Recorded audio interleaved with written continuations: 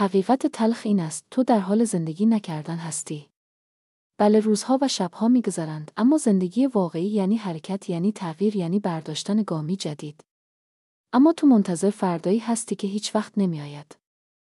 همیشه به خودت میگویی فردا شروع میکنم، فردا بهتر میشه، اما فردا هیچ وقت نیامده و امروز همین الان فرصت توست. تصور کن که یک روز از خواب بیدار میشوی و به آینه نگاه میکنی. میبینی که سالها را بیدلیل گذراندی. به خودت میگویی چرا هیچ وقت به خواسته هایم نرسیدم، اما این فقط یک سوال نیست، یک هشدار است. هنوز فرصتی داری. هنوز زنده‌ای و هنوز میتوانی تصمیم بگیری که امروز شروع کنی. نه فردا. امروز. اگر امروز شروع نکنی فردا هیچ وقت نمیآید. یک روز در آینده‌ای که برای خودت ساخته‌ای به خودت خواهی گفت من برای تغییر ایستادم، من از روزهای گذشته‌هام، هیچ چیز ارزشمندتر از تصمیمی که امروز میگیری نیست.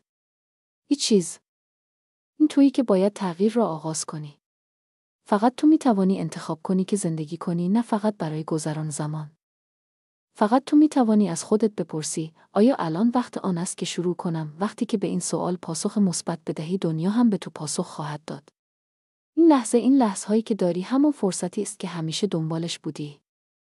هیچ چیز نمیتواند مانع تو شود مگر خودت. قدرت تغییر در دستان توست. پس از خودت بپرس آیا امروز روزی است که تغییر کنم؟ آیا این لحظه همین لحظه شجاعت لازم را داری که تصمیم بگیری؟ آیا امروز می‌خواهی خود را به چیزی تبدیل کنی که همیشه در دل داشته‌ای؟